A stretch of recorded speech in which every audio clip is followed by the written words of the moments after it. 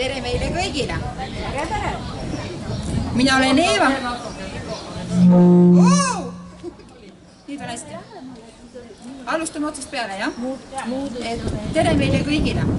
Mina olen Eeva ja nagu me näeme, ma pole täna siin üksi. Minu kõrval on täna siin ka need, keda te oma hea meeleks kas rohkem või vähem teate, kellele läheb see üritus samamoodi korda ja ka nemad on täna siin teie ees.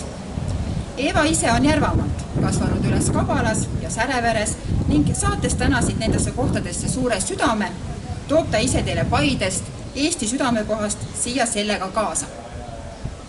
On rõõm täna siin meid näha. Tule võib-olla hetke lähemale. No, niimoodi jah. Ma õpin. No, aitäh, sõnavad.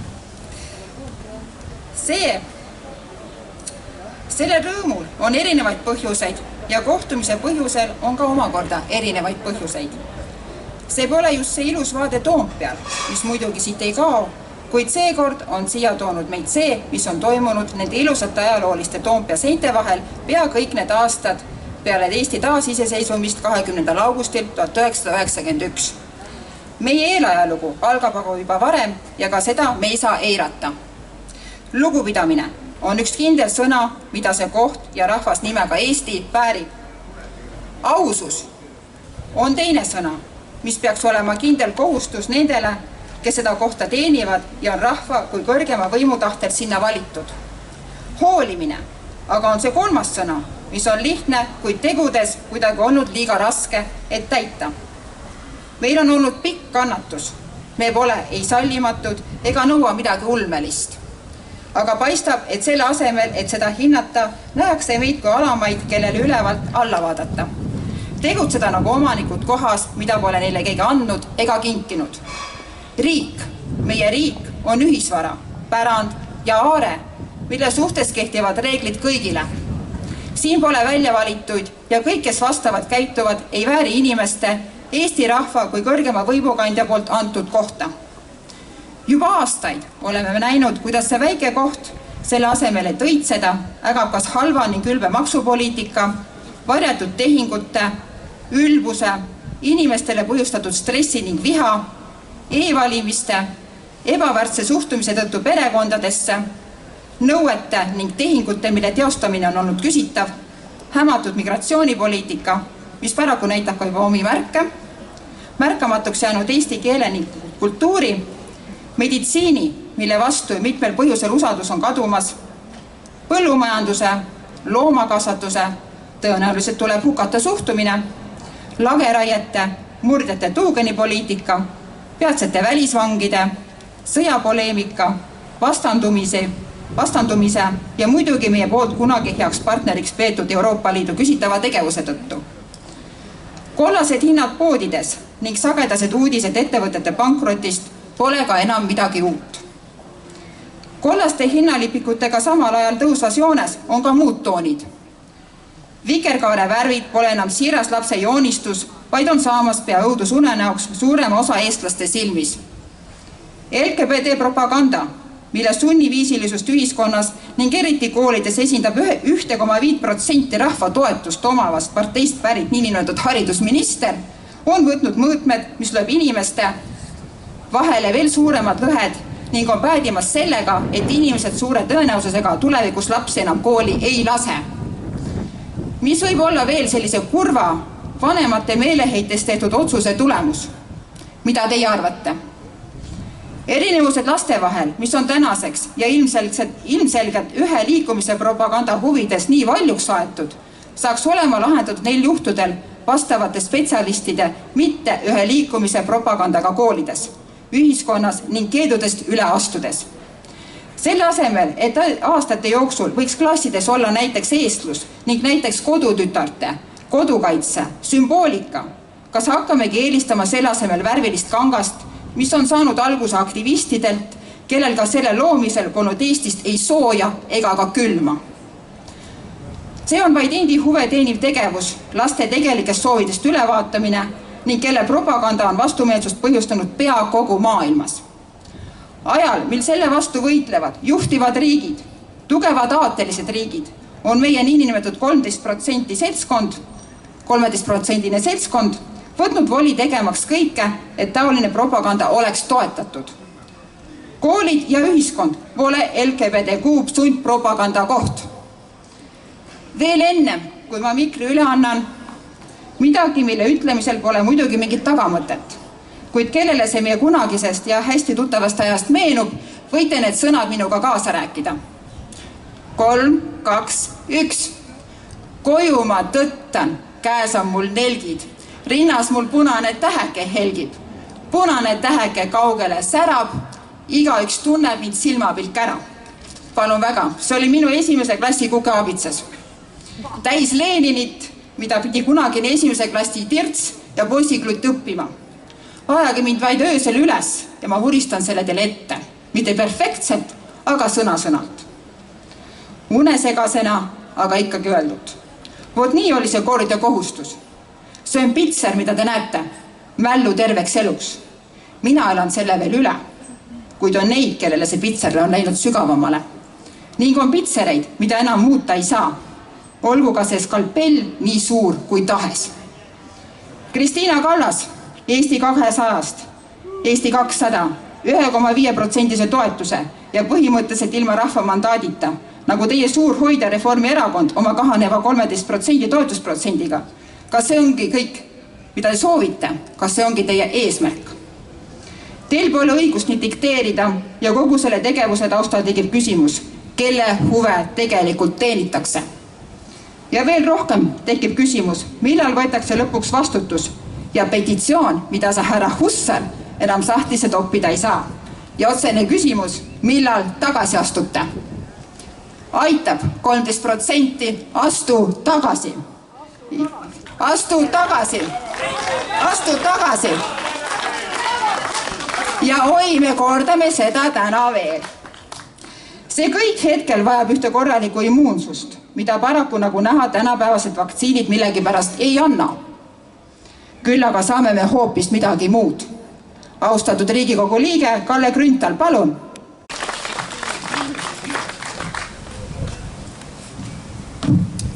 Aitüma sõna andmise eest ja rõõm on jälle üle tüki aja seista siin rahva ees, kuigi neid on vähe.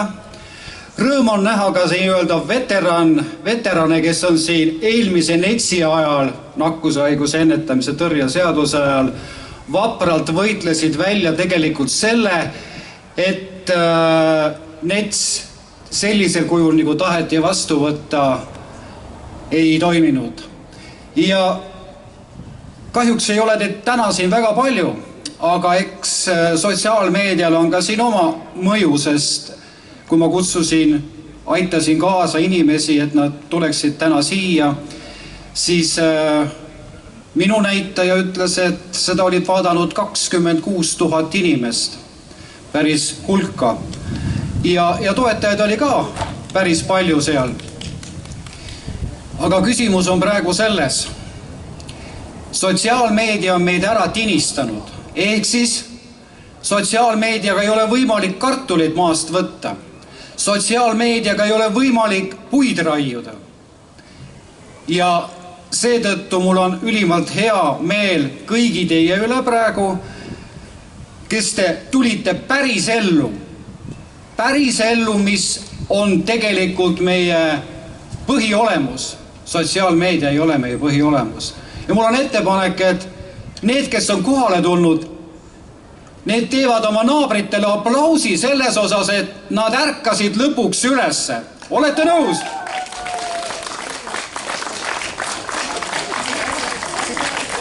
Tänan, teie olete nii-öelda eesliin ja raudvara, kelle järgi hiljem tulevad teised. Ärge vaadake seda, teid on praegu siin vähe. Aga et enne, kui ma lähen päris tõsiste asjade juurde, üks niisugune huvitav asjaolu, mille Kanal 2 möödunud teisipäeval siis paljastas.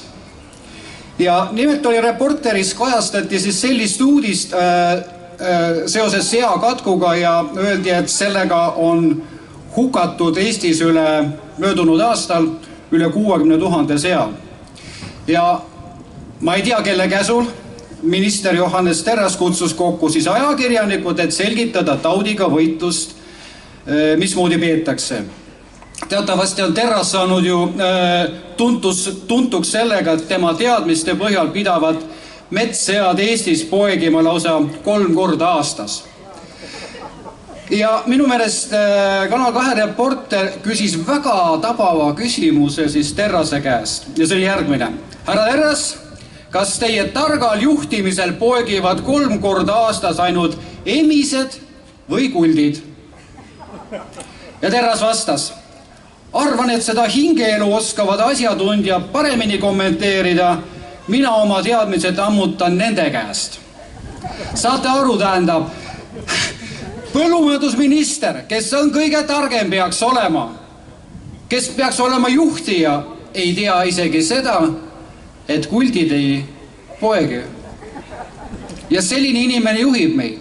Ja siis tekib küsimus, kas ta on mingi käpik seal eesotsas, kes käpik, nõus, kellele antakse lihtsalt käsulauad kätte ja ta teeb seda. Aga muide selles samas Kanal 2 ülekandes tuli välja ka tegelikult selle huumori taustal ka päris kuri asi. Seda on võimalik veel järgi vaadata. Nali saab kohe läbi ja ilmub välja kurjus ja see läbi Maaülikooli professor Arvo Viltropi suu läbi. Tema käest võeti siis kui ka intervjuu seal ja tema vastus oli siis järgmine. Kuulake hoolega. Praeguseks valmistutakse suvel uueks Aafrika seakatku laineks ja seda piirkondades, mis jäid eelmisel suvel puutumata. Põhja-Läänemaa, Harjumaa, Lääne-Virumaa, osaliselt Ida-Virumaa, Ida-Jõgevamaa, Põhja-Tartumaa. Nüüd tuleb oluline lause. Need on alad, kus me ootame seda katkulaine kulgemist suvekuudel. Te jõudsite puandini praegu välja. Kas see seakatk tuleb postipakiga või on siis kokku lepitud, et nüüd tuleb just seal? Tegelikult on minu hinnang ja ma arvan, et seda arvavad ka paljud, et tegelikult on katkuga võitlemise sildi all eesmärgiks hävitada tegelikult kohalik toidutootmine. See on põhjus, see on selle põhjus, mikspärast mingi see abstraktse PCR-testiga tuvastatakse viiruse fragmendi olemasolu, aga see ei pruugi olla nakkav. Ma usun, et seda räägivad veel ka teised siin. Edasi, kui ma tegin oma postituse, kus oli 26 000 vaatamist, 700 või 600 pöialt ja nii edasi, tubli, oli minu sõnum lühike. Kurjus ei maga, meie lapsed on ohus, sellepärast et minister Joller, kes on saanud tuntuks selle lausega, nagunii me süstime teie lapsed ära, see oli eelmisest koroonaajast, on tulnud välja uue saatanliku plaaniga. Ja nad kavatsevad hakata lapsi süstima koolis ja kui vanem ei ole eelnevalt teatanud, et ta ei ole nõus sellega, siis laps süstitakse ära. Kuigi peaks olema vastupidi. Ennem oli vastupidi, nüüd pöörati see olukord ringi.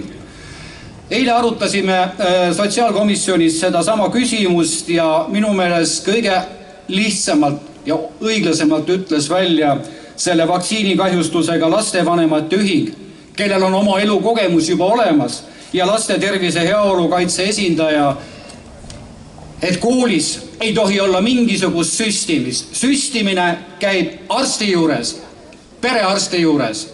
Aga see on olukord, mida praegu tahetakse teha. Lastega seoses veel tuli selline info, et ma mõtlesin, kas ma julgen seda üldse täna siin välja rääkida või mitte. Aga okei, kontrollisin ühe korra veel üle.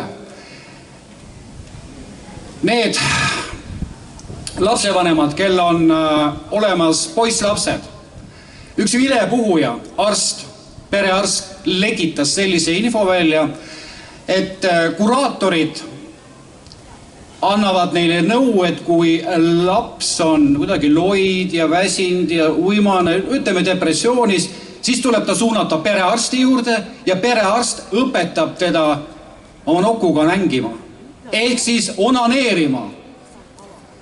ja ma ei tea, kas ta vastab tõele, aga 2 korda ma olen kinnitust saanud sellele samale asjaolule, et kui perearstid sellest keelduvad, siis nad lastakse töölt lahti. Ja kolmas asi, mis ma tahan laste kohta veel öelda, on see, et esmaspäeval arutasime siin alkoholi käitlemist ja praegune valitsus soovib, et lapsed saaksid hakata alkoholi baarides, restoranides pakkuma. Issand jumal, kuhu me oleme jõudnud ja see üritus toimus lastekaitsepäeval. See on jõle, see on rõve kogu selle laste osas. Ja vanemad, kes te lähete siit ära, vanavanemad, viige see sõnum laiali, ärge lubage neid asju teha. Ja nüüd põhiasja juurde, me kõik mäletame seda, mismoodi siin rahvas, siin samas kohas oli tohutult. Ja tänu teile müts maha selle eest, te suutsite oma kohalolekuga muuta nakkushaiguse ehk NETS-i ennetamise tõrje seadust selliselt, et kõige hullemad punktid jäid välja.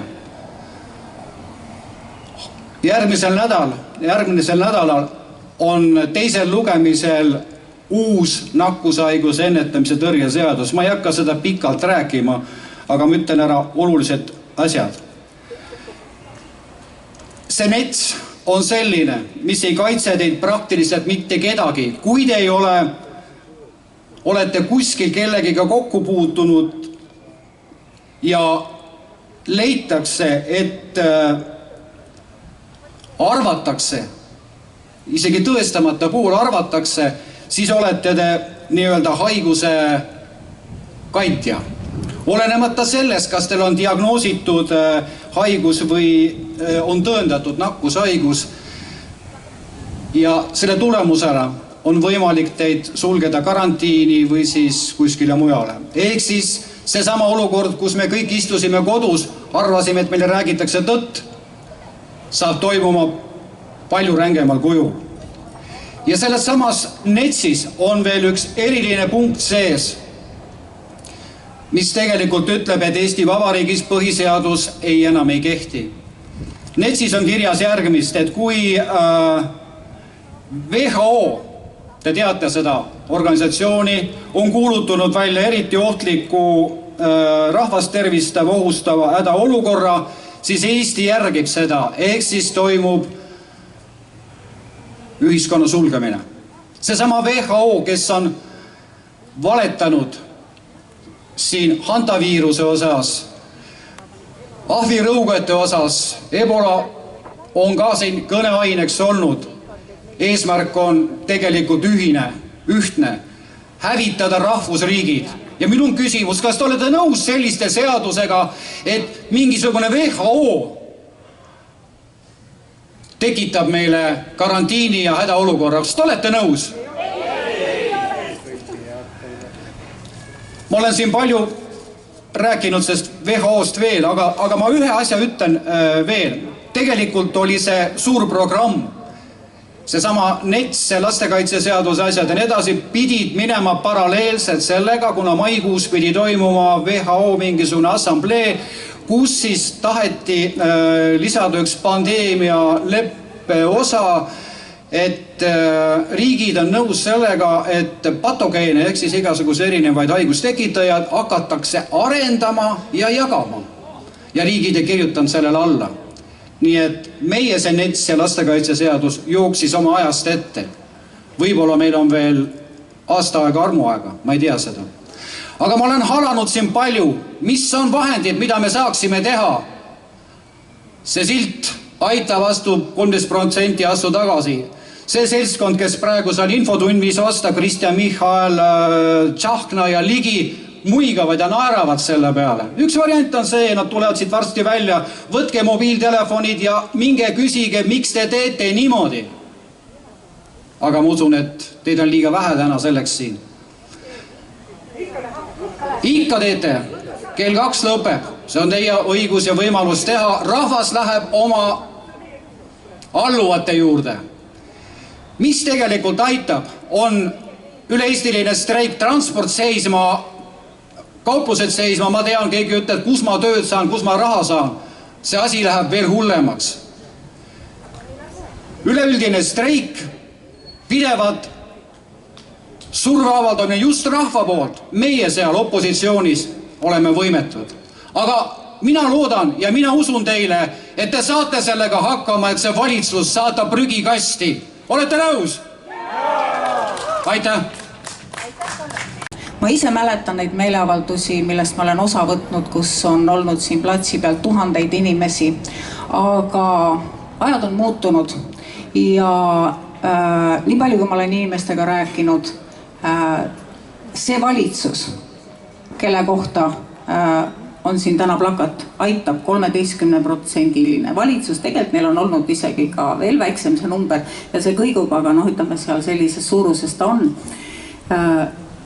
Nende tegevuse tulemusena inimesed lihtsalt kardavad. Ja kui ma vaatan seda, kuidas ma ütlen, jutupunkte, mille pärast teie isiklikult olete täna siia kokku tulnud, siis kõikide nende jutupunktide üks põhjus, ma mõtlesin selle üle, et millest ma rääkima hakkan, need kõik on väga olulised, aga üks juurpõhjus, miks me oleme siia jõudnud ja miks on ka see 13%-line valitsus meil praegu võimul, see on väga lihtne, see on küsimus riiklikust suveräänsusest. Ja ükskõik, mis teemasid me hakkame siit praegu niimoodi minema, ei LGBT sundpropagandale koolides ja ühiskonnas. Kust see tuleb?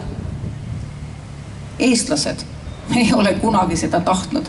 Eestlased ei ole kunagi seda selle peale isegi mõelnud. Meil on ainult kaks sugu, mees ja naine. Olete nõus? Õige. Kust see tuleb?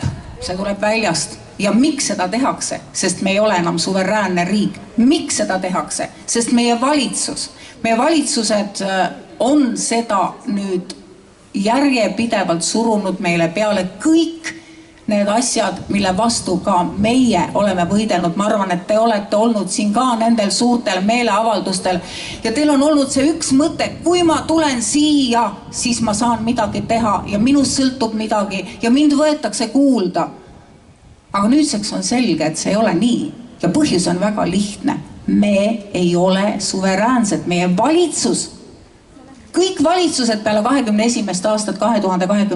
aastat ei ole enam meie valitsused, nad on ajanud kõiki muid poliitikaid, kõikide teiste asja, välja arvatud Eesti asja. Ja nii lihtne see ongi. Ja sellepärast me oleme praegu siin sellises olukorras, nagu me oleme. Ja mul on hea meel, ma ikkagi kordan veel kord üle, mul on hea meel, et teid on kas või niigi palju siia kokku tulnud. Siin platsi peal on olnud päris palju erinevaid meeleavaldusi. Ma ütleksin, et see on üks rahva rohkemaid kõikidest nendest. Päriselt ka. Ja mina väga selgelt näen seda murdepunkti. Kalle rääkis enne COVID-i perioodist ja ma arvan, et me kõik elasime selle üle, meil kõigil on selle kohta oma arvamus. Aga see oli aeg, kui oli viimased suured meeleavaldused, kui rahvas päriselt ka arvas, et me muudame midagi ja et meist sõltub midagi. Aga siis, kui tulid eriüksuslased ja koerad, ja see oli meie oma valitsus, kes seda tegi. Pärast tulid repressioonid, pärast tulid tagakiusamised, pärast tulid jälgimised, jälitamised. Praegu on üles ehitatud ja hakatakse üles ehitama, juba ehitatakse ja seadustatakse tohutud jälgimisühiskonda, mille ainus eesmärk on see, et kui asjad lähevad väga halvaks ja nad lähevad veel väga halvaks, sest et see raamistik, milles meie suveräänsus on meilt ära võetud, on selline, et ta ei lasegi meid enam käsi ja jalgu liigutada ühel heal päeval. Kui see asi läheb päriselt halvaks, siis teid ei ole siin enam kedagi. Ja miks? Sest te kardate. Keda te kardate? Oma enda riiki, oma enda valitsust. Seda sama valitsust, kui see valitsus jätkab, kui 27. aastal, kui kevadel Eesti inimesed ei astu sellele vastu valimistel, ja ei muuda midagi. Ja kui siis midagi ei muutu, siis saavad asjad ainult halvemaks minna. Et siis on meil ühel päeval kõigil kruvid kinni keeratud. Meie iseseisvust ei ole enam üldse. Meie suveräänsus, mis praegu on juba 80% seaduseelnõudest, mida meie siin menetleme Riigikogu saalis, on Euroopa Liidu direktiivid. Meil ei ole oma seadusandlust, meil ei ole oma valitsust. Ka ametnikud on kõik sealpool, sest et kust tuleb nende leib? Nende leib tuleb ju sealt. Nende leib tuleb sealt, mida nad räägivad, mida nad ütlevad, mida nad teevad. Ja see kõik jõuab teieni. See kõik jõuab teieni.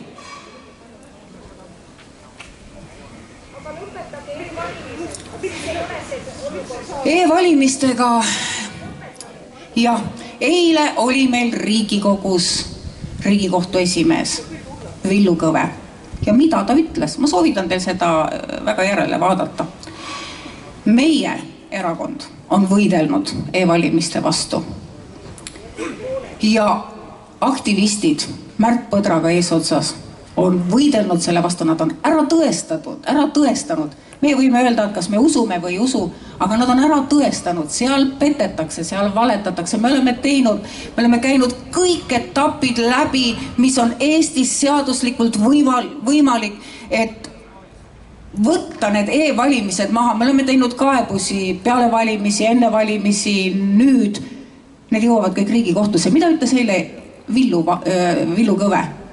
Ütles, et see on nagu häbi või isegi häbiväärne, et mingisugused aktivistid käivad siin ja segavad meil töö tegemist. Me peame menetlema mingisuguseid mõttetuid kaebusi, aga nemad ongi see lõpp-punkt, miks mitte midagi ei muutu. Nemad ongi see punn seal augu ees.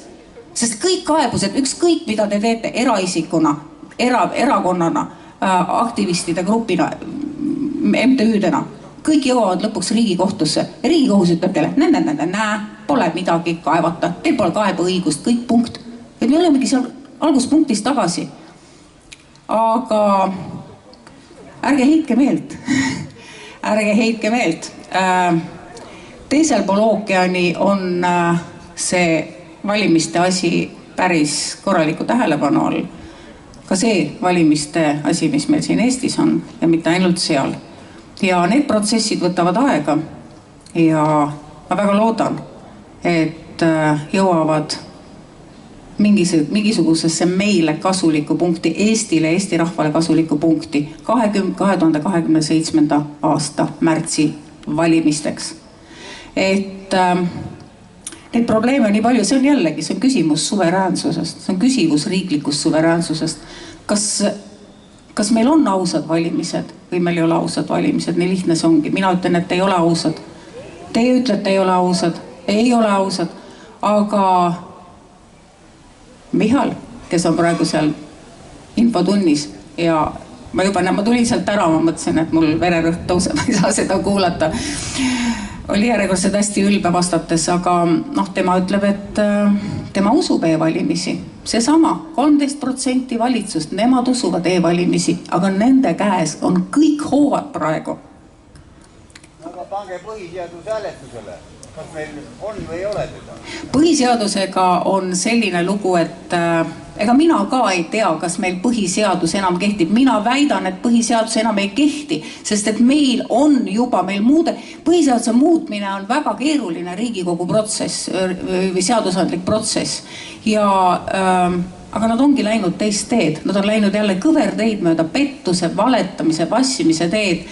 Nüüd meil Eesti elu ei käi mitte põhiseaduse kohaselt, vaid käib põhiseaduse kommenteeritud, kas siis teise või kolmanda juba kommenteeritud väljaande järgi, mille üks autoritest on näiteks jurist Märt Rask, kes on ju Reformierakonna asutaja, eks ole, reformierakondlane. Ehk et see kõik on omavahel seotud, see kõik, kes meil Riigikogus toimub, Riigikogu on ka tasalülitatud, eks ole. Te teate neid uudiseid, kuidas EKRE süüdistati, et EKRE lõhub mööblit ja kõik. Mina ütlen teile, et me oleme jõudnud praegu sellesse olukorda, et te kõik võite ennast siin Riigikogu platsil põlema panna. Mitte midagi ei muutu. Nad teevad ikka seda, mida nad tahavad. See 13% valitsust. Aga ma ei hakka siin pikalt pikalt võib-olla isegi teid kinni hoidma, ma arvan, et te olete kõige sellega nagunii nõus, mida ma olen teile rääkinud ja me võiksime teha selliste küsimuste-vastuste vooru, aga see ei ole päris see formaat. Teeme niimoodi, et hõikame nüüd kõik kõvasti. Valitsus, astu tagasi! Valitsus, astu tagasi! Valitsus, astu tagasi! Valitsus, astu tagasi! Valitsus, astu tagasi! Valitsus, astu tagasi! Aitab! Aitab! Aitab! Aitab! Tubli! aitäh! Monika Helme, suur tänu teile ja teate, et te pole siin üksi. Eesti riigi pärast muretsevad inimesed. Oleme täna kokku tulnud, et rääkida kuhjuvatest probleemidest, mis röövivad Eesti inimestel tuleviku lootuse ning paiskavad meie riigi ühe jõulisemalt allakäiguspiraali. Exceli tabelisse võime ja vormistada praeguse valitsuse hääletorude poolt üles haibutud majanduskasvu tegelik pilt, mis avaneb inimeste ostuvõime languses, elukvaliteeti maandumises, demograafilises surmateekonnas ning valitseva autoritaarsusega mitte jõustava ühe jõulisemas tühistamise vähemuste nimel ideoloogiliste puhastuse käivinud poliitilise aktivistide poolt näitab midagi muud. Meie riiki juhib Reformierakonna ja olematu fantoompartei Eesti 200 10% toetusega valitsus, kelle avaldavad poolehoidu vaid erakondlased, isegi need riigiteenistuste tulusesse toiduahelasse kuuluvad ametnikud. Rahva enamus mõistab aga ühe selgemalt, millesse kaosse on riik ministrid mänguvate võhikute ebaadekvaatse ostuse tulemina jõudnud ning ootab pikksilmi, et Michalik õudukas asenduks tarkusest ja vastutusest kantud juhtimisega.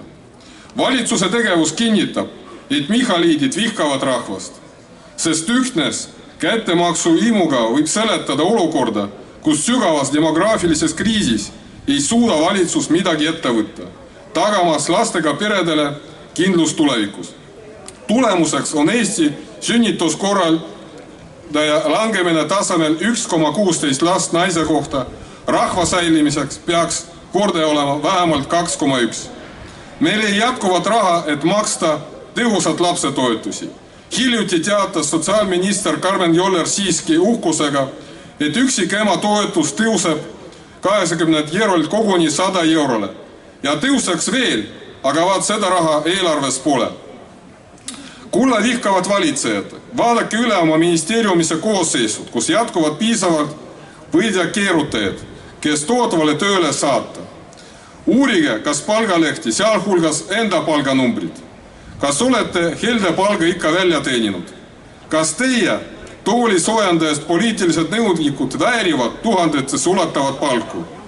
Lõpetaks ametnike armee kasvamise ning nende nuumemise ja leiaksime kohe kümneid ehk isegi sadu miljonid, millega lastega peresid toetada.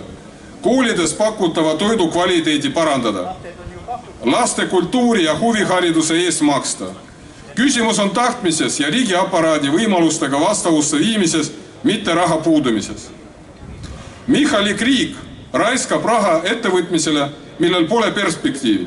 Olgu selleks siis Rail Balticu nime all rajatav grandioosne Tallinn-Ikla kiirusalaliin, helde pealeks meil kalli roheenergia maaletoojatele, raha uputamine mõttetusse ja tulemusi mitte andvatesse integratsiooniprogrammitesse või siis miljoni maksma läinud fosforiidi uuringud, mille elu viimine tõukab Eesti tõelise looduskatastroofi ning kiirandab kontrollimatut migratsiooni. Vaid oma rahvast vihkav valitsus käitub sarnaselt. Michaliku valitsuse viha tunnevad ka pensionärid. Eesti pensionid on konkurentsitult ühed Euroopa madalamatest. Terve elu on inimesed maksnud riigile ausalt makse, ehitanud oma tööga unistuse Eestit, mille ees oldi valmis eelmise sajandi 80. lõpus, 90. alguses endast kõik andma. Ja nüüd vireleb Eesti vabaks laulnud rahvas kesise pensioniga, makstes sellest veel makse. Et riik saaks palgata ministeeriumitesse ja ametitesse uusi mitte midagi tegijad, kes aitaks imelisel põllumajandusministrit Terrasel jõuda selgusele sigade sigavuse saladustesse või arvates majandusministri Keldal jagada riigieelarvest 2,3 miljonit eurot, mis lapse ohtu ministri sarnane tegelane on otsustanud eraldada riigiasutuse pidude ja praljade korraldamiseks, et selgitada riigiteenistujate reformierakondlikke väärtusi. Euroopa riikides kasutatakse majandusolukorda parandamiseks aktsiate ja majanduse alandamine, mille rahandusminister Jürgen Ligi on aga targem kõigest ja kinnitab, et 24% käibemaks on õnnistus. Kõrge tulumaks aitab tuua meile parema elu ja röövlikud aktsiisid kiirendada teekonna õnnele. Nii elamegi ühtses Euroopas, kus näiteks Hispaanias on enamusele toidukaupadele käibemaks 10 või ka 4%. Liigi meelest on see aga äärmas rumalus, kui inimestele läheb madala maksukoormas on rohkem raha kätte jätta. Kes Ligi seisukoha nõust on loll ja paha, sest Ligi teab, kust pumbata eelarvesse raha. Vot nii. Aga netikasiinod võib nipust maksusoodustust teha, sest on Ligi meelest igat majandust elavdav meede, mis siis, et riigi rahakoti selle kahtlase niinimetatud eksimuse tõttu kõhnemaks muutub. Vihkav valitsus on mõelnud sellegi, kuidas neid mitte toetav rahvas panna valu kannatama. Ja mis oleks lihtsam, kui purustada senine tervishoiusüsteem. Jõudis suurepärase seisu, et kel raha maksab arsti käigu eest hiigelhindu ja kellel napib, paneb kõrvad pea alla. Eesti tervishoiuga on lood kriitilised, sest Tervisekassa ei suuda enam ammu piisavalt arstiteenust tagada. Samas ka Tervisekassa poolt kompenseeritud eriarsti aegu tuleb hea õnne peal jahtida ning kriitilise haigusega inimene jõuab arstile heal juhul alles mitme kuu pärast. On raha eest võimalik saada abi kohe järgmise päeval. Keskpärast perearstist ministriks vuksanud Joller kavatseb aga teha kõik endast oleneva, et muuta arsti juurde saamine tavainimesele veelgi keerulisemaks. Peagi jõuame seisu, kus Jolleri töö kannab vilja ning vahepeal tõusnud keskmine eluiga hakkab taas langema. Sest kui pole arsti ja emasse pöördumine võrdsustatakse riigi reetmisega, ei saa paremat loota. Jürgen Ligi sarnaselt äärmse intelligentsuse ja väljendamatu empaatiaga sotsiaalmeedias oponenti sõimava valitsusliikme kõrval on meika märksa tasakaalumaid ja saavakaalamaid ministri tooli kuulajad. Imetlusväärne, kuidas kultuuriminister Purga siitse diskori käe all kaovad olulised etendusasutused riigipoolse toetuse, loovutades selle vähemuskultuuri eelistavate kisakooridele ning kunstinäituse jõuavad üha enam vaid taolise installatsioonid, mida isegi padanud liberaalrevolutsionäär koduseinale ei riputaks. See on ju kaasaegsest tümpsu armastava daami puhas töövõid, nagu ka helle rahaeraldused vähem kultuuri propageerivad agitgruppidele ja lolli rahvast moodsa loomingu asju harivatele jutlustele. Nii kaob eesti keel ja kultuur lõpmatusse ajarängu asendates ägeda ingliskeelse massmeediaga. Valitsus vihkab rahvas, võttes neilt igasuguse kaitse petturite, kurikaelte ja liiklusmõrvarite eest. Moskvas küsitava kõrghariduse saanud siseminister Taro enam isegi ei varja, et ohu korral pole lihtsalt eestlasel abi loota. Politsei isikkoosseisu kärpimine, prokuratuuri ebakompetentsus ning kohtute praktika ühe leebedama karistuse mõistmist on viinud meid õiguskaitsekriisi. Meile öeldakse avalikult, et petturid pole võimalik karistada ja nende poolt tuuri pandud raha tagasi ei saa. Meid harjutatakse teadmisega, et linnaruum muutub noorte kuritegevuste kasvades üha ohtlikumaks, ent selle vastu pole võimalik midagi teha. Jalakäijad ohustavad kõnniteedel, autokiirusel kihutavad elektrirattad ja tõuksid. Ent politsei ei kavatsegi midagi ette võtta ja kergliikluse ohtliku vigastust saanud inimesi ravikulud jäävad läbi Tervisekassa meie kanda. Mul oli veel teised teemad, tulgu üks hea lahendus, mida ma peaks nägema. Ja siis ma võtsin selle lähte aluseks. Ja sain aru, et okei, ma võtsin selle sellepärast, et ma teile täna siin seda jagaksin. Ja koos hea sõbra Kristo Kiivioruga, kes on samuti Järvamaa põlisrahva esindaja. Miks põlisrahvas? Ma räägin sest, et see tundus mulle täpselt see asi, mis meie mured lahendaks. kui meil on globaalsed jõud, kes on ära ostnud meie ettevõtted, meie põllumaad, meie maavarad ja mis siis meil üle jääb? Kui Eesti valitsus ja Riigikogu tunnistaks, et meie maal asub põlisrahvas, võtaks vastu selle otsuse rahvusvahelise tööorganisatsiooni ILO 169 või kogu Euroopa Parlamentki ütles, et Euroopa Liidu riigid palun võtke vastu põlisrahvaste konventsioon, et põlisrahvast tuleb kaitsta, nende maa, nende kultuuri, traditsiooni. Et kujutage ette aborigeene või põlisrahvast indiaanlasi Ameerikas, Kanadas. Et kui kolonisaatorid võtsid nende maa ära, tapsid nende piisonid ja surusid nad väiksele alale, siis täna makstakse neile reparatsioone selle kõikide nende repressioonidest, mis neile tehti. Et me ei saa üle sõita sellest rahvast või hävitada ühte rahvast. Ja meie rahvas, eestlased ja eestlased on, ütleks, 150 aastat, natuke rohkem vanem termin. Enne seda me oleme olnud maarahvas ja maarahvas on siin elanud enne teisi riigikordi. Järvakad näiteks ja ka teised rahvad, muistsed maad, mis meil maakonnana siis täna on sõlminud lepinguid Roomaga juba 13. sajandi algus. Ehk siis meil on olnud kõik need nõuded täidetud, mis üks põlisrahvas võiks eeldada. Ja me oleme siin elanud maaga kooskõlas, loodusega kooskõlas, oma usundite, traditsioonide, paikkondliku seotusega selle maaga, siis me peame kaitsma seda, ka linnarahvas, et tahaks nagu maale minna, mitte tööstusparki, tuugeniparki. Ja ma võtsin selle Fortuna ka, üks tuhandest Järvamaa põlisrahva 12 lähtealust. Et me panime Kristoga siis kokku, et okei, mis võiks olla see parim, millele me võiksime tugineda. Et mida me tahame öelda, mille eest me seisame, millele võiks inimesed jah öelda. Ja üks asi on see, et me võime olla nagu täiesti erinevad inimesed ja enamasti kõik oleme. Et rohkem on meil teistsuguseid asju kui seda, mis meid ühendab. Võib-olla see on üks protsendipunkt, mis meid ühendab. Näiteks puhas põhjavesi, joogivesi, kõik joome vett. Siis kui see on ohus, siis meil peab olema oskus ja võimekus ühineda teiste inimestega, kes on teist usku, teist rahvust, teist veendumust, mõtleb teistmoodi kui meie. Me ei pea kõiges ühte meelt olema. Aga kui midagi ohustab meie tulevikku, meie lapsi, meie maad, meie loodust, meie vett, meie kodu, siis me peame need muud erimeelsused suutma kõrvale panna ja seista selle ühe asja eest.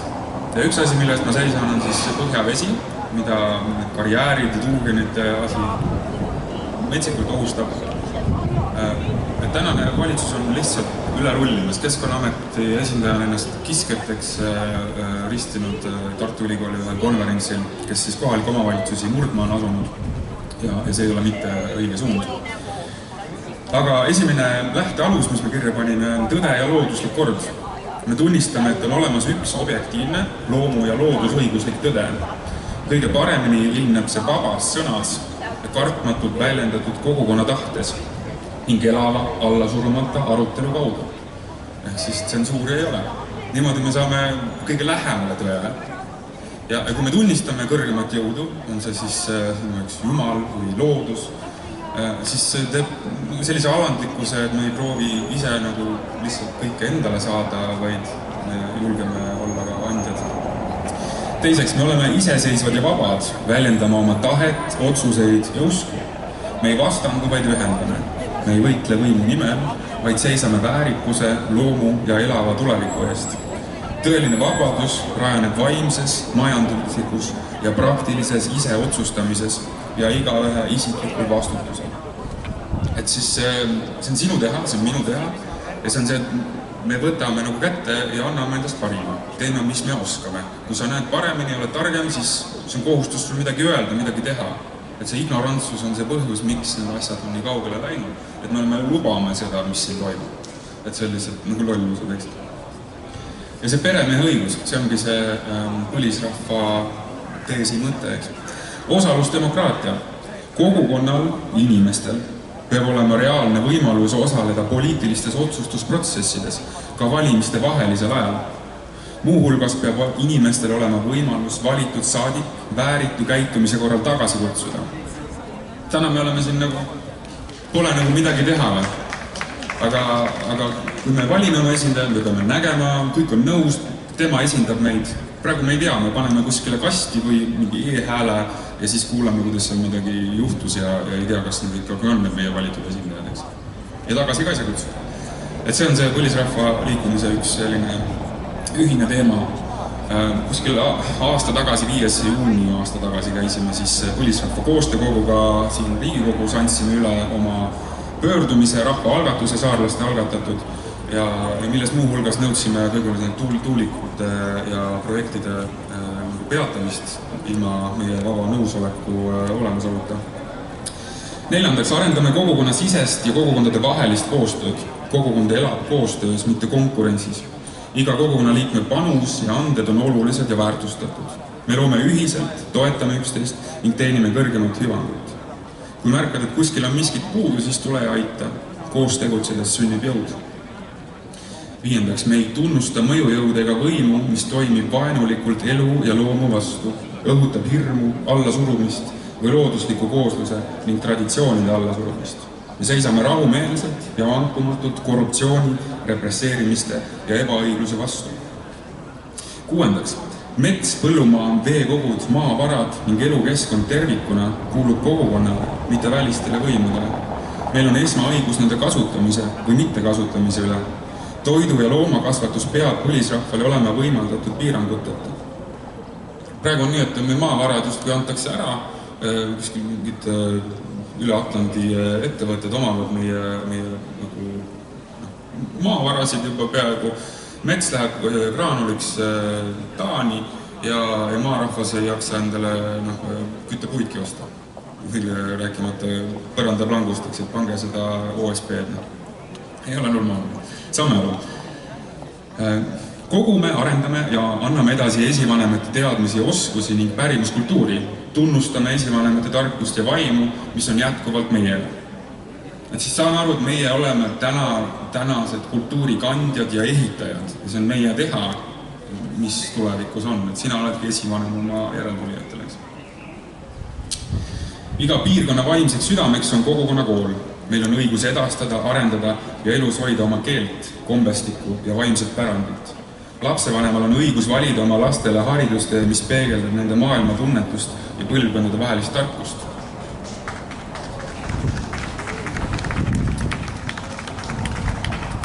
Siis on selline kihelkond, iga kihelkond valib endale esindaja, kelle hulgast valitakse üks inimene ka põlisrahvaste koostöökogusse, kes esindab siis Järvamaa või mis iganes maa põlisrahvast nii riiklikul kui rahvusvahelisel tasandil. Põlisrahva esindaja, kes osaleb aktiivselt poliitikas, kohaliku omavalitsuse või rahvusvahelisel tasandil, peab oma tegevustes lähtuma kogukondade teenimise printsiibist ning esindama ja kaitsma oma tegevuses põlisrahva huve. Mind valiti tänu tema valijatele siis kohaliku volikokku, seisan seal meie rahva ja tuleviku looduse eest. 10. igaühel on loomuõigus oma keha, tervise ja eluviisi üle otsustada, ilma sunnita, hirmuta või välise surve või kontrollita. Keegi ei tohi olla sunnitud meditsiinilisteks, psüühilisteks ega sotsiaalseteks sekkumisteks, ilma selge, teadliku ja vabatahtliku nõusolekuta. 11. Igal põlisrahva liikmel peab olema võimalus elada traditsioonilist elustiili ja omada maad oma kodukohas. Seisame kohaliku väikeettevõtluse ja põlisrahva eraomandi puutumatuse eest. Meil on õigus ise otsustada oma tööväärtuse ja selle vahetusviiside eest. Et kui maksukoormus läheb 90% inimeste jää lihtsalt ellu, siis meil peab olema võimalus, et ma annan sulle leiba ja sa annad mulle, mida sina toodad. Et kuidas me siis hakkama saame? Praegu tundub selline, tuulikutega me võrdleme seda põhjusega küüditamisega, sest 30% tundlikumad inimesed saavad peavalu ja ei suuda enam mõelda. Unehäired, tervisehäired tekivad. Aga nüüd pole kuskile minna, sest kogu Eesti on justkui täiseks. Enne pandi juba rongi peale, saadeti Siberisse, nüüd tullakse mingisuguse 10 või 30 kilose õhurõhuga sind iga sekund nagu liikuma, sa ei näe, sa ei kuule, mõõteseadmed me oskame öelda, mis on valed ja mis metoodika on vale, aga seda me ei taha kuulata. Et mina usun, palvetan ja loon seda, et see on juba tehtud, et me ärkasimegi üles, me olemegi koostöös, me oleme usus ja lootuses ja see oli lihtsalt õppetund meile, et me peame hoidma seda visiooni ka, mida me tahame. Ja viimaseks siis, et austus, ausus ja otsekohesus, iga inimene on väärtuslik, suhtleme otse, ausalt ja heatahtlikult. Eluterve kooselu põhineb lugupidamisel, kaastundel ja tänulikkusel. Keskendudes sellele, mida soovime luua ning väärtustades iga ühe unikaalsust, loome ühiselt uut terviklikumat maailma. Aitäh!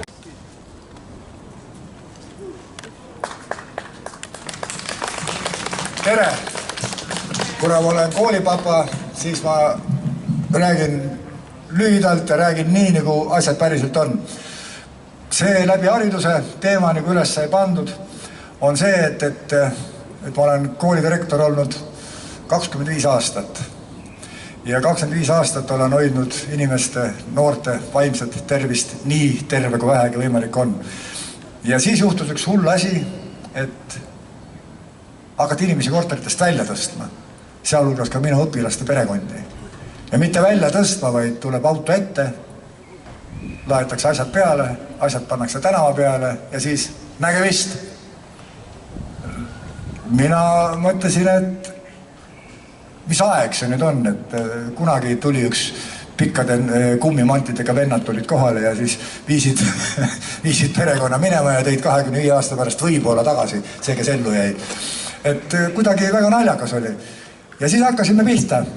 Kõigepealt tegime kutsusime õpilased kohale, nende lapsevanemad kohale, tegime löögirühma, kes olid nõus hullu panema selles mõttes, et me ujusime vastu vett, sellepärast meid hävitati hommikust õhtuni. Mina koolidirektorina sain lugematu arv ähvatuskirju nii ülevalt poolt, igalt poolt, kus vähegi võimalik oli. Aga no kuti tunnustasid ära, et Jääraga ja tulipühvli aastal sündinud Jääraga pole nagu mõtet jamada, tähendab, et ta läheb nagu alustusest ja lõpuni. Ja niimoodi me läksime 40 kesi. Me saime kõikides Eesti kohtuastmetes saime vastuse, et mida te tahate, te olete lollid. Kõikides Eesti kohtuastmetes. Lõppkokkuvõttes advokaati võtsime, kõik inimesed panid oma raha, kokku kulus meil kogu selle protseduuri läbimiseks tolle aja kohta 220 000 Eesti krooni. Tollel ajal Eesti kroon maksis rohkem kui praegu euro. 200 000 inimesed panid alla sinna oma isiklikku raha. Ja nüüd 3 punkti vahele, me oleme usaldusriik, me oleme õigusriik, me kõik usaldame üksteist. Aga vaata, juba tollel ajal juhtus nii, et ma istusin Tallinnast lennuki peale ja kohtuasja, mis me saatsime Euroopa Liitu inimõiguste kohtusse, kohtuasja ma postitasin Stockholmi postkastis, mitte Tallinna Postimajas. Millegi pärast usaldus oli nii suur. Ja see usaldus aina kasvab, näete, juba on 0-st läinud 13%-ni. Muudku kasvab. Iga päevaga. Ja lõppkokkuvõttes, mida ma tahan öelda, on see, et kallis Euroopa Liidus, kus me meeleheitlikult kummardame nende direktiivide eest, ehitame nende nõuandel propellereid, lõhume vesiveskeid, lõhume kõiki muid asju, lõhume haridust, kaotame lasteaedades soo. Meil ei ole lasteaias poisid tüdrukud. Meil on koolides WC-de peal ühesugused märgid. Te ei kujuta ette, mina küll ei kujuta ette, et kui kõrval preili tüdruk teeb oma asju ja mina seisan kõrval ja teen oma asju. Kus me oleme? Liberaalne maailm. Kuramus, kellele seda vaja on? Kellel on vaja liberaalset maailma? Me oleme metsarahvas, me oleme põhjarahvas, me oleme targad, meil on ainukene asi, mida me müüme, on meie ajud, meie tahtejõud ja meie tahe.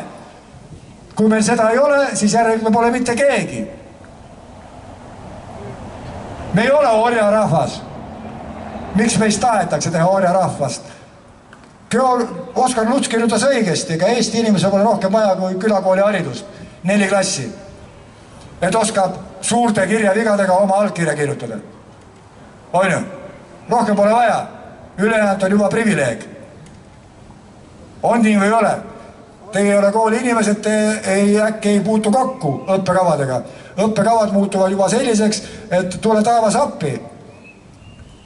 Esimeses klassis lüüakse juba tildo lauale tüdrukutele ja õppige, kuidas moodi preservatiivi peale panna.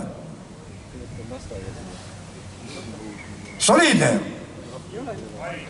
Ja et kaugele näha, siis nagu eelkõneleja ütles, tuleb mets ümbertringi maha raiuda, et on näha, mis naaberkülas toimub, on ju? Muidu eestlane tahtis nagu üksindust oma metsas elada ja oma jänest küttida ja oma toidulauda katta ja oma saunas istuda ja ega natukene eraklik värk on ju. Aga selle kohta keegi on ära unustanud. Kas eestlast tohib vihaseks ajada? Õige! Minu naine ütles ühele kutile, et kui Märdil lähevad silmavalged punaseks, siis on parem ära joosta. Ja ma loodan ja ma tean, et Eesti mehed ja Eesti naised on samasugused. Või ei ole? On. Ära aja mind vihaseks. On nii? On. Aga meid on alandatud. Meid on aetud vihaseks. Osa meie ühiskonnast on tähtsusetult alavääristatud. Nad on jäänud omandist ilma. Kunagi üks väga tähtis Tallinna tegelane tõmbas Sitsimäele punase joone. Ma ei saa, kuna ma olen Tallinna linnavolikogu liige, siis ma ei saa nimesi nimetada. Tõmbas Sitsimäele joone ja ütles nii, vaat sellest joonest allpool erastada ei tohi. Ainult oksjonite korras. Mis on üleval pool, seda erastas maffia. Tähendab, mina olen selle asjaga tuttav Koplis või Põhja-Tallinnas või Telliskopli poolsaarest alates 95. aastast. Kas te teate, mis oli 95. aastal kooli direktori kabinetis tööriistaks? Te vist ei oska ette kujutada. Pesapallikurikas. Ja see ei olnud mitte õpilaste jaoks. Aga see oli see aeg, kui võtta nüüd tagasi, siis ma olin poole noorem, eks ole. Siis sa olid ikka väge täis, praegu oled lihtsalt väge täis. Nii et kallid sõbrad, seltsimehed, ma just nimelt ütlesin seltsimehed, on üks väikene asi, et kukud käpuli, sa ei hakka vinguma. On üliraske, homme võib olla veel raskem. On üli ebaõiglane, kuskil on veel hullem. Kui sa näed hädas inimest, ma ei räägi mingi prohvetika kirikuõpetaja juttu, tähendab, et hädas inimest, mine appi. Kui sa näed, et mingi segane saega mürgeldab metsas, teata mingisse teatavsse kohta, kas te olete kontrollinud seda või ei ole. Minu vanaisa pärandas minu isale Valgamaal 68 hektarit metsa. Pärandas ehk, tagastati või kuidas mulle öelda. Ja kui ma poole aasta pärast Valgamaale tagasi läksin, siis seda metsa enam ei olnud. Et keegi käis, meil on õigusriik ja lihtsalt võttis selle metsa ära. Ega mul on kahju ta on, aga mul ta pole kunagi olnud, ma ei oska öelda, kas on hea või halb, et see mets kadunud on. Aga ühte asja ma ei suuda mitte kellegile andeks anda, et minu lastel ja lastelastel võeti maakodu võimalus ära. Tähendab järelikult meid, inimesed, palun vaadake ise enda sisse, kui palju meis jõudu on, millised kannatust me suudame välja kannatada. Kunagi keegi ütles seda, et ei ole tähtis, kui kõvasti sa lüüa jõuad. On tähtis, millise matsu sa vastu võtad või millise matsu sa välja kannatad. Üks seltsimees rääkis ühel koosolekul, et noored on hakanud õudselt vara suitsetama. Ma küsisin ta käest vastu, et aga ütle mulle üks kord, kui sa ühel noorel, keda sa näed, et suitsetab, oled suitsu suust ära võtnud. Ütle mulle üks kord, see pole minu asi, see on munitsipaalpolitsei asi. Sorry, see inimene jalutage minema, neid on siin terve teine korrus täis neid, kes niimoodi räägivad. Annavad seaduseandluse välja, mida pole mitte kellelegi vaja, ainult neile. Ja meie siis kuuletame, on ju. mitte ainult meil ei jää muud üle ju. Milline kokkuvõte siis on, kallid sõbrad? Kaaskannatajad. Milline tulevik on siis? Mis te arvate koolist, kus kohas seisab klassi ees eelmine aasta lõpetanud gümnasist? Mis te arvate koolist, kus kohas ei ole õppeaineid? Mis te arvate koolist, kus kohas mingisugune ametnik ütleb nii, et reaalained on liiast, et need on ainult lollidele, et liitmine lahutama kohutavalt keeruline, kõige keerulisem ülesanne on korrutustabel. Mis te ütlete ajalooõpetajale, kes valetab ajalugu? Mis te ütlete talle? Mis te ütlete? Lähete lastevanemate koosolekule vanaemana, vanaisana, emana, isana, kuulate rahulikult käed laua peal, ütlete, jah, mu poeg on vist natukene laisk, jah, mu tütar on natukene laisk, ta istub nutiseadmetes kogu aeg. Aga miks ta istub nutiseadmetes? Sest õpetaja on igav. Ma ei aja jama. Õpetaja on igav. Tulge minu tunni, mitte kellelgi pole mobiiltelefoni käes. Mida meil on müüa? Ma kutsun veel kord ülesse. Mille poolest terve maailm, ka suur Venemaa NSV Liit kartis eestlasi ja soomlasi? Mille pärast? Et neid kurradeid ei olnud võimalik võita. Ja neid kurradeid ei olnud võimalik murda. Ma kutsun teid ülesse. Rääkige sõpradele, rääkige naabritele. Rääkige. Hommikust õhtuni rääkige sellest, et kui tugevad me oleme ja me saame kõikide asjadega hakkama. Räägime seda, et tähendab, et arvuti on abivahend. Arvuti ei ole hääletamisvahend.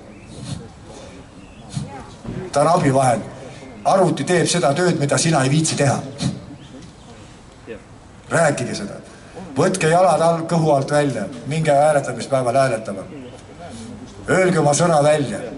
Ärge kartke, hea küll te võite vasta laksu saada sisse, saate laksu sisse. No ja mis siis? Homme on jälle parem. Saate täna laksu sisse. No ja mis siis, kui sa täna vastu ei anna, siis sa oled tugev. Sellepärast kõige lihtsam on kohe vastu põrutada. Vastu põrutada pole vaja, sellepärast sa mõtle üks päev. Järgmine päev sa lööd juba täpselt. Sinna, kuhu vaja. Ole tark, ära ole joodik. Ära lase ennast võnitada mingisuguste narkootikumidega, mingisuguste kohutava koguse viinaga. See ei aita mitte midagi. Absoluutselt mitte midagi. Ma võin enda puhul öelda, ma pole 34 aastat isegi mitte konjaki kombi söönud ja kuradi põnev on elada. Päris ausalt. Ja kokkuvõtteks ma võin öelda, väga raske on kõike seda janti kaine peaga pealt vaadata. Aitäh teile! Sults, et me ikka abituks ei jääks. Abitutele seltsimeestele ma juttu üldse ei ajakski. Väga õige. Aitäh sulle!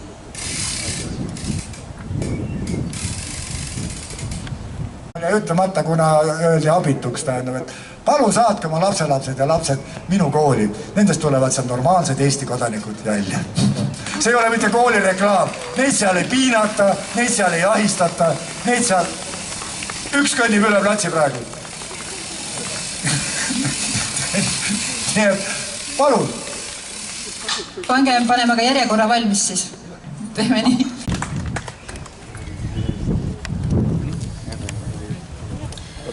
Ja suur tänu teile kõigile, kes te olete tänase kohale tulnud ja suur tänu korraldajatele, kes on näidanud üles kodaniku aktiivsust, et mitte alluda sellisele üldisele lootusetuse foonile ja jääda vait. Et siin seina ääres ka või seal aia ääres on üks loosung, et me ei lähe ära ja me ei jää vait ja ma arvan, et see on tohutult oluline. Mida lootusetumaks olukord muutub, seda olulisem on, et säiliks ikkagi valmisolek seista endale oluliste põhimõtete eest. Nii et veel kord suur tänu tulemast. Ma ei ole kuulnud kõiki neid kõnesid, mida siin täna on peetud enne vahepeal mööda jalutades, kui ma tulin siia üles Toompeale pärast kohtumisi Allinnas. Kuulsin, et räägiti rahvaalgatuse õigusest. Ma arvan, et see on väga oluline. asi, mis tuleks taastada. Kuulsin, kuidas räägiti metsapoliitikast, see on kindlasti väga oluline.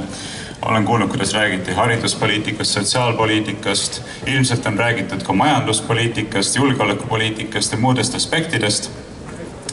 Ja kõik need on olulised probleemid, aga ise ma olen jäänud üha rohkem mõtlema ja ka siin veidi aega tagasi kõnepidamiseks valmistudes mõtlesin, et võib-olla me peaksime vaatama kaugemale ja sügavamale ja mõtlema, et mis on kõikide nende probleemide ühisosa või ühisnimetaja. Ja ma ise olen küll üsna veendunud selles, et paljuski oleme me tänaseks jõudnud siia olukorda, kus me oleme selle tõttu, et me oleme ühiskonnana ja riigina võtnud omaks väärastunud ideoloogilise programmi. Me pääsesime 1990. alguses Nõukogude Liidu võimu alt, kus teatavasti valitses väärastunud kommunistlik ideoloogia. Aga selle asemel, et taastada sellised terved loomuseaduslikud ühiskonna alused, üsna kiiresti võttis meie ühiskond poliitilise juhtkonna eestvedamisel omaks sellise liberalistliku ideoloogilise programmi, mis ei ole tegelikult vähem väärastunud. Ta on võib-olla rohkem inimnäoline, tema inimvaenulik pale on paremini varjatud, aga ta on samamoodi väärastunud ideoloogia. Ja me kõik teame seda ütlust, et puud tuntakse tema viljadest. Ma arvan, et siin 35 aastat pärast taasiseseisvumist me võiksime seda küsimust nüüd siis esitada iseendale ja ka teistele, et kas need viljad, mida me saame maitsta, mis on küpsenud selle aja jooksul, on siis magusad, on need maitsvad, on need head. Ja ma arvan, et me peame vastama, et tegelikult ei ole. Et loomulikult meil on põhjust olla tänulik selle eest, et meil on veel formaalseltki riiklik iseseisvus säilinud. Aga kui me ausalt vaatame pildile, mis meie ees avaneb, siis me näeme, et sisuliselt on ju riiklik iseseisvus loovutatud. On loovutatud globalistlikele struktuuridele, mille osaks on nii Euroopa Liit kui ka NATO, kuid need ei piirdu sellega, need on paljuski ka informaalsed ja see programm, mida meil siin ellu viiakse, on dikteeritud ilmselgelt väljaspoolt ja ilmselgelt ei teeni meie enda rahvuse, meie rahva ja riigi parimaid huve. Ja see on kurb pilt. Nii et ma ei usu, et meil on erilist lootust üheski aspektis ühiskondlikule tervenemisele, kui sellega ei kaasne või sellele ei eelne selline laiem ühiskondlik tõdemus, et me peame lahti ütlema sellest väärastunud ideoloogilisest programmist, taastama riikliku iseseisvuse, hakkama reaalselt langetama otsuseid oma enda rahva ja oma riigi parimates huvides. Ja selle kõige eelduseks on selline meeleparandus. Tunnistama, et on tehtud väga tõsiseid vigu, on tehtud põhimõttelisi vigu, on valitud valed rajad, käidud valesid teid ja nüüd on tarvis minna tagasi nende juurte juurde ja leida üles see riiklik väärikus, riiklik julgus, kodaniku julgus, seista iseenda eest kartmata riske, mis kaasnevad iseseisvusega ja selliselt uuesti taastades ka lootuse paremale tulevikule. Sest sama teed käies, ma ütlen, meil ei ole mingisugust mõtet hellitada lootust, et asjad hakkavad paremaks minema. Need ei hakka paremaks minema. Asjad lähevad ainult halvemaks. Kui me vaatame, kus me oleme majanduslikult, siis riigikontrolör on öelnud, selgelt osutanud, et me oleme sisuliselt riiklikult pankrotis. Seda tõdemust lihtsalt lükatakse edasi läbi selle, et võetakse järjest rohkem laenu peale, mida meie järjest vähemad lapsed peavad tagasi maksma. Kui me vaatame rahvastiku mõttes, siis me oleme väljasurev rahvas. Vähemalt rahvus kindlasti. Et siin on ju hiljutigi toodud esile prognoosid, mis näitavad, et kui immigratsioon massiliselt ei kasva ja jätkuvad samasugused sündimusnäitajad, siis sajandi lõpuks on eestlasi alla 500 000. Eestlasi, need inimesi, kes räägivad emakeelena eesti keelt. Eestis elavaid inimesi alla 700 000. No me kõik saame aru, et selliste numbrite juures ei ole võimalik iseseisvat riiki, rahvusriiki enam ülal pidada. Ja ilmselge on siis ka see, et kui eestlased jäävad oma kodumaal juba vähemusse perspektiivis, siis ei saa siin rääkida ka mingist rahvusriiklusest, et miks peaks meil olema põhiseadus, mis ütleb, et Eesti rahvuse, keele ja kultuuri püsimine läbi aegade on üks olulistest eesmärkidest, mille poole Eesti riik peab püüdlema, kui me rahvusena oleme siin vähemuses. Ja seda jada võiks jätkata, eks, et perspektiiv on selles mõttes sünge. Aga küsimuseks jääb, kas meil on seda julgust, kas meil on seda südikust, kas meil on seda sirgeselgsust, mida eeldab see meeleparandus ja põhimõtteline kursi muutus. Ja see on see, mis teeb minule muret. Kas meil on seda tegelikult? ma ei tea, sest et paraku on aeg näidanud, et hirmude läbi on väga lihtne seda rahvast valitseda. Seda näitasid meile koroonaperiood, eks, et natukene keera hirmufooni peale ja inimesed lasevad endale massiliselt süstida aineid, mille ohutusuuringuidki pole korrektselt läbi viidud ja mis baseeruvad uudsetel tehnoloogiatel. Ja mille kohta pärast me saame teada, et tegelikult puudus valdava enamuse inimese puhul igasugune vajadus nende süstimiseks. Mitte ainult ennast ei lastud ära süstida, vaid lasti massiliselt ära süstida ka oma lapsed ja lapselapsed. Nüüd me vaatame sedasama olukorda, mis meie ees avaneb läbi selle julgeoleku olukorraga, keera natukene hirmufooni peale ja inimesed kiidavad heaks ükskõik kui suured maksutõusud, ükskõik kui suure elatuskvaliteedi langetamise, ilma et oleks vähekenegi arusaadav, kuidas need maksutõusud peaksid reaalselt viima selleni, et Eesti suutlikkus ennast sõjaliselt kaitsta reaalse sõjalise konflikti korral mingilgi määral kvalitatiivselt paraneks. Et see on Riigikogus avalik saladus, ma olen sellest paljude Riigikogu liikmetega rääkinud. Tegelikult kõik teavad, et ükskõik kui palju raha me investeerime sellesse väidetavasse riigikaitse parandamisse, Eesti kvalitatiivse, et Eesti võimekus ennast sõjaliselt kaitsta sellest kvalitatiivselt ei muuta. Ja no nii me näemegi, et tegelikult selle loosungi all, millega väidetavalt meid kaitstakse sõja eest, tüüritakse meid tegelikult järjest lähemale sõjalisele konfliktile. Ja selle kõige taustal riisutakse rahvalt nii palju vara kui võimalik.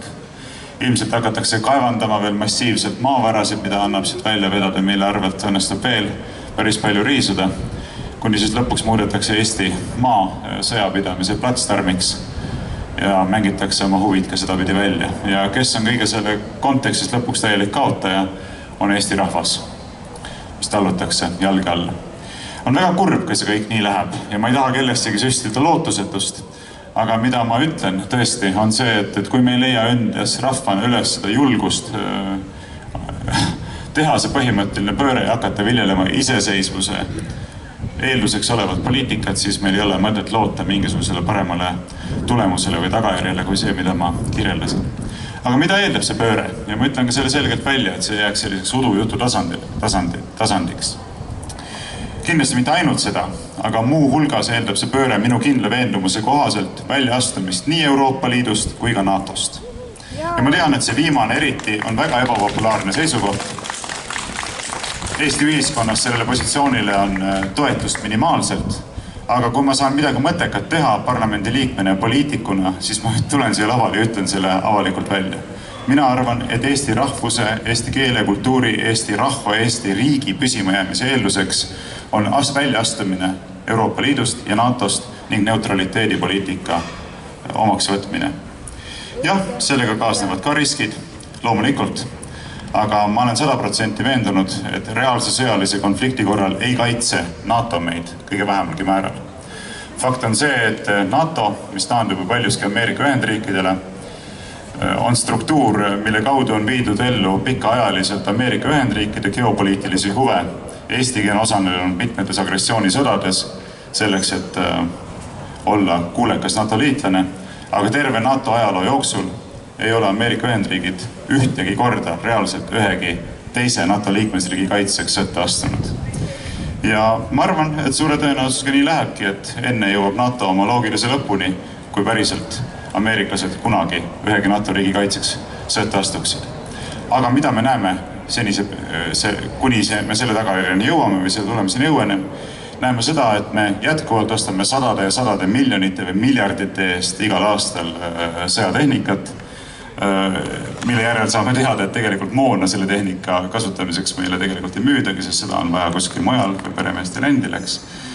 100 miljonid lähevad paremale ja vasakule, ühele sõjatööstuse korporatsioonile ja teisele.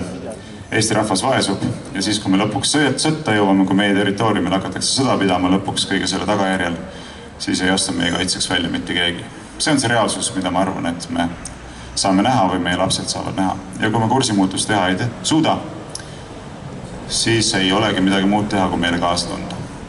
Aga et see kõik nii ei läheks, selleks ei tohi lasta lootusetusel maad võtta ja enne kõik on tarvis julgust rääkida asjadest ausalt, nii nagu me neist aru saame.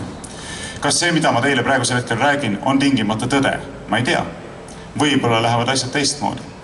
Aga tõde on see, et see on niimoodi mina neid asju näen. Ja mina ei tohi karta nendest asjadest rääkida nii, nagu mina neid näen. ja ka kõik teised inimesed ei tohi karta rääkida neist asjadest nii, nagu nad neid näevad. See on esimene eeldus selleks, et asjad saaksid pöörduda paremusele. Kuni me korrutame kaasa neid kohustuslikke valesid, mida meie rahvas ja suur enamus meie rahvast on kaasa korrutanud pikki aastakümneid, seni on täiesti kindel, et midagi paremaks ei lähe. Nii et leidkem üles julgus rääkida asjadest nii, nagu me neist päriselt aru saame, ausalt, siiralt, omakasu püüdmatult ja ärgem minetagem lootust ja selle lootuse teenistuses säilitagem ka suutlikkus astuda välja meile oluliste põhimõtete kaitseks, nagu te täna siia tulles olete teinud. Aitäh teile! Julge kursimuutuse terviseks. Aitäh, Varro. Sikest värvi ka teile sinna üles.